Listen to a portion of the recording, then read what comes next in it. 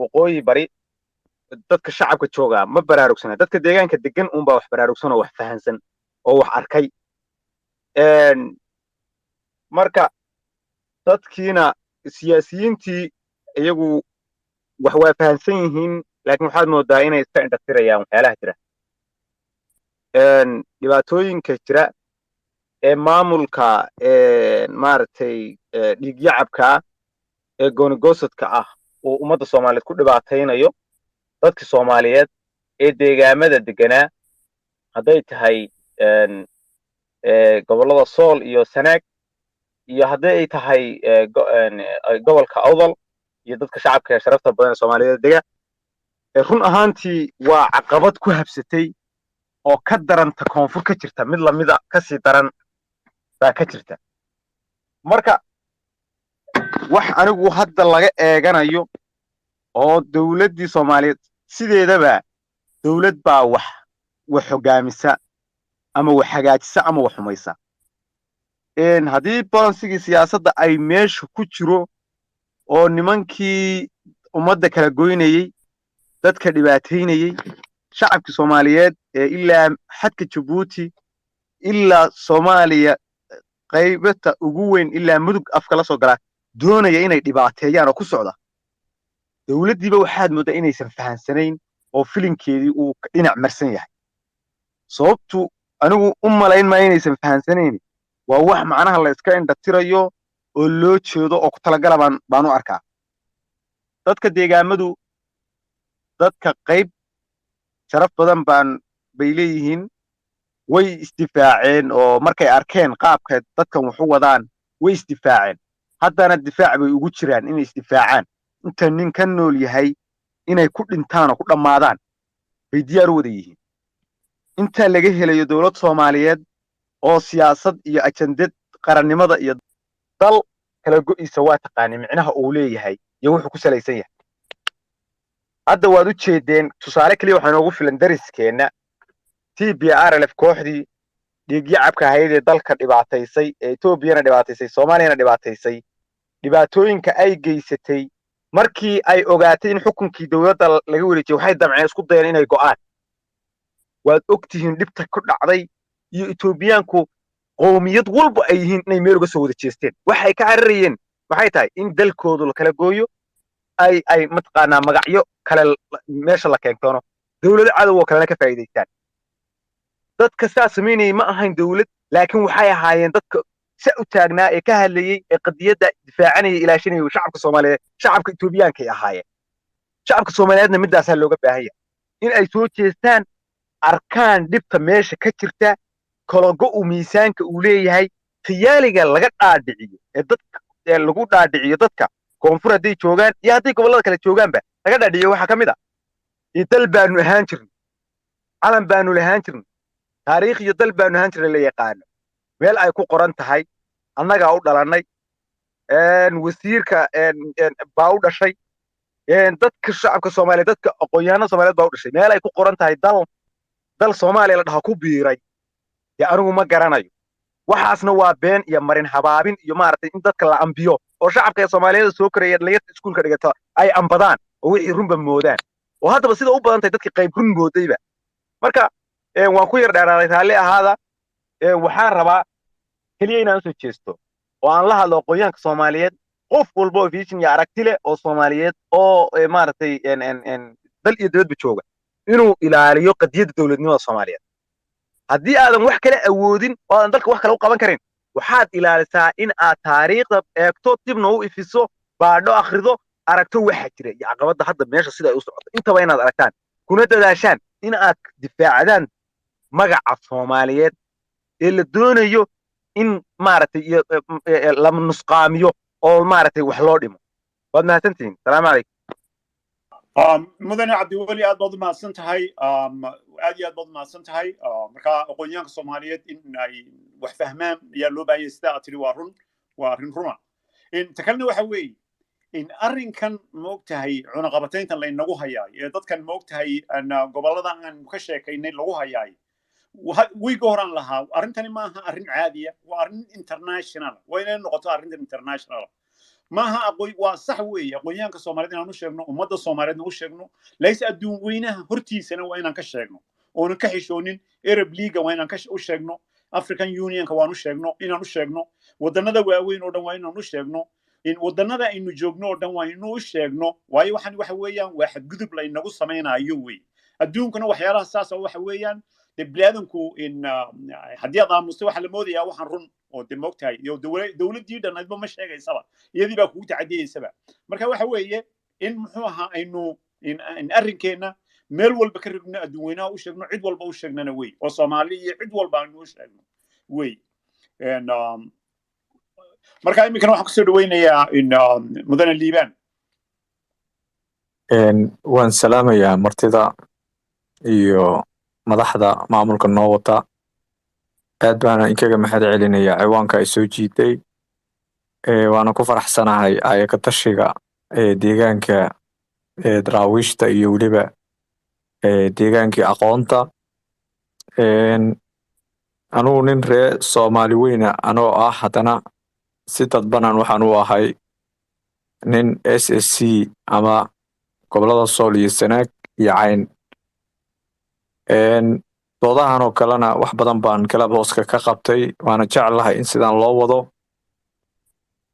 marka talooyinna waan wadaa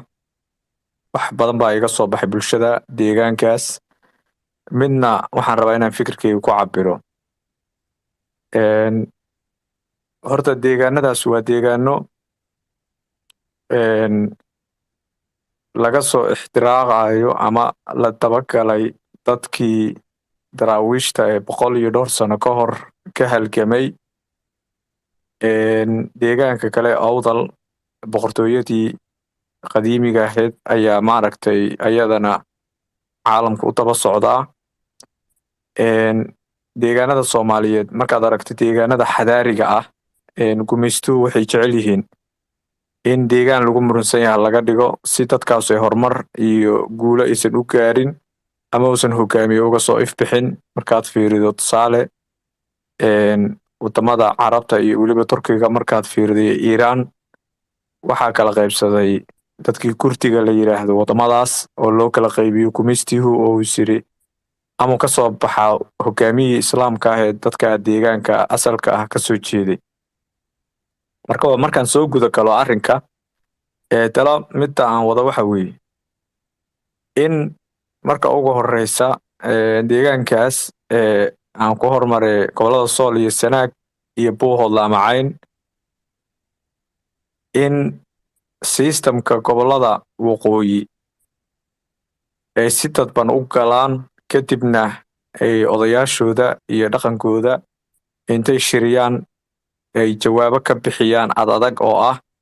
dadana deegaanka u dhalin mana soo mari karaan Puntland kama imaan karaan Somaliland kama imaan karaan oo aan ka wado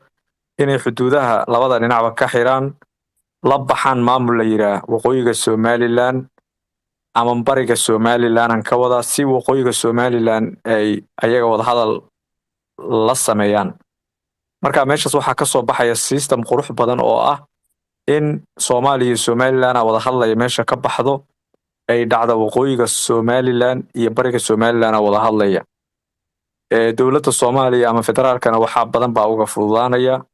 guulo badanna way gaari karaan laakiin waxa lagu heli karaa inaad marka hore shuruudo la timaatiin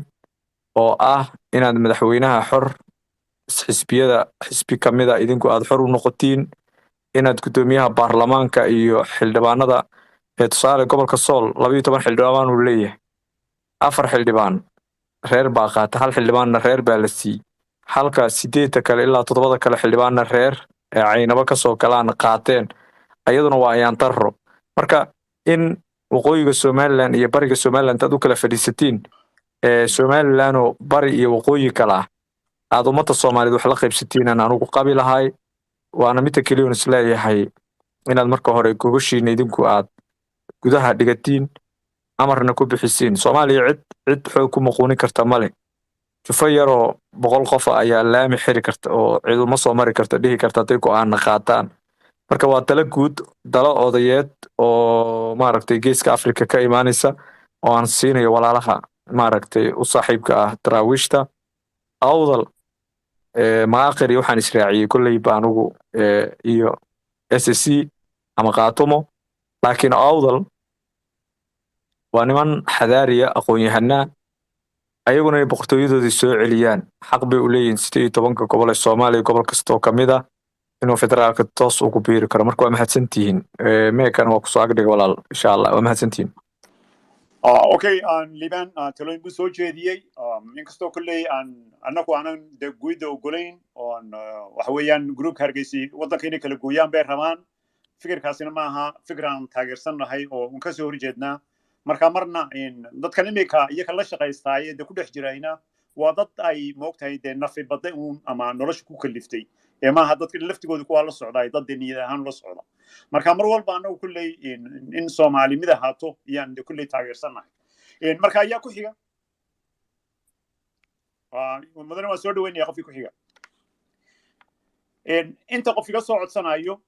hadalkana waan sii wadi waxa kaloo jira aan igu daro goboladan bariyo hore waxa weeyaan imika waayo qofku imika dadku wixii la arkay wax walba waxbay ku muujiyaan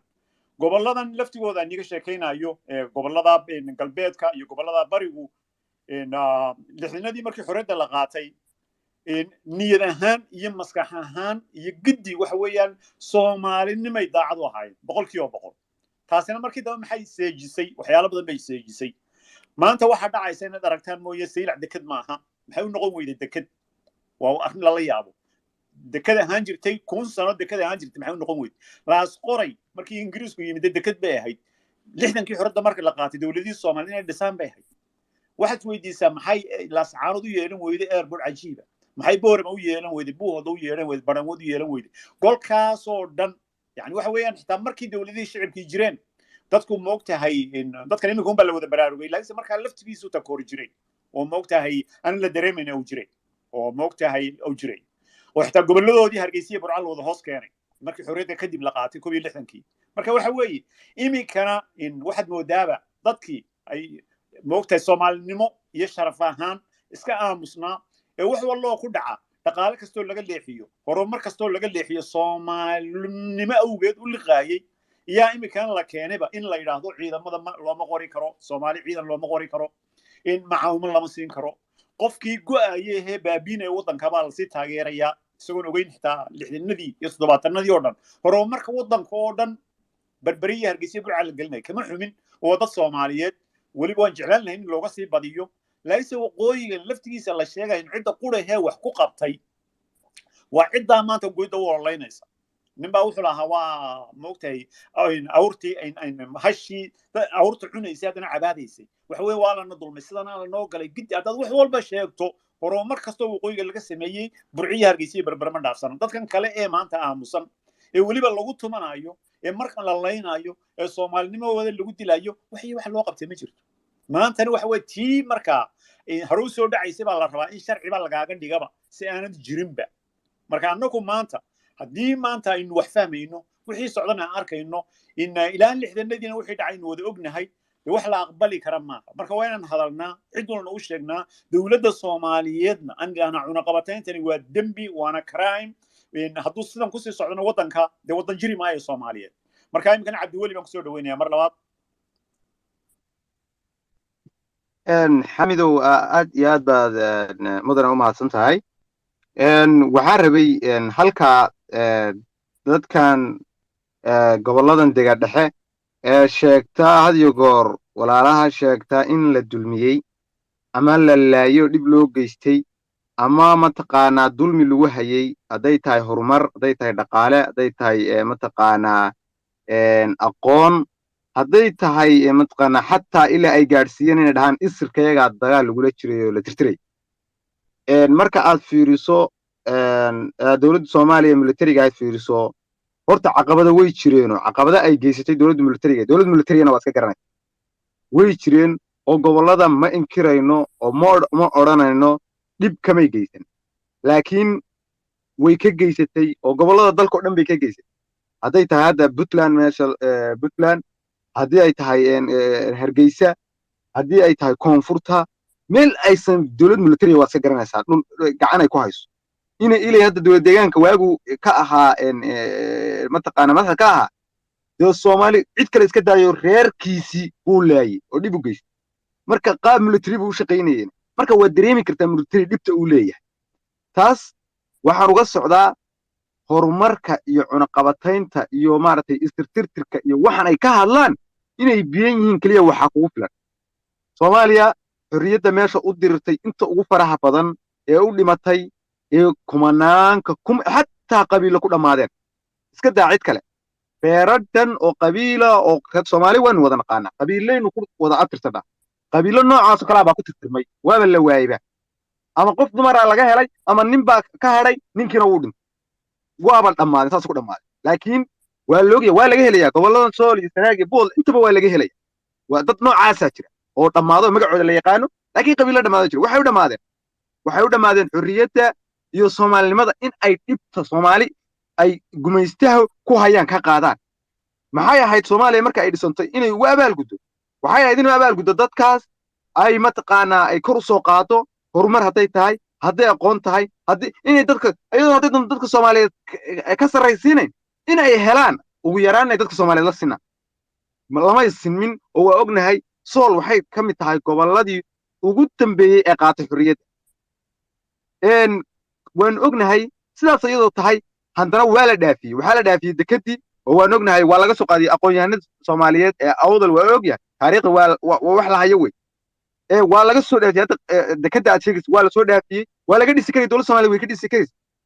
may ka dhisin waxay ka dhistay dekada ugu weyn ee waliba Soomaaliya marka ay lambar 2 bay soo galaysaa baan filaya berberay ka dhistay waa ognahay dowladda Soomaaliyeed baa dhistay ma dhisin beel reer ma keenin gumaysta ma keenin cid kale ma keenin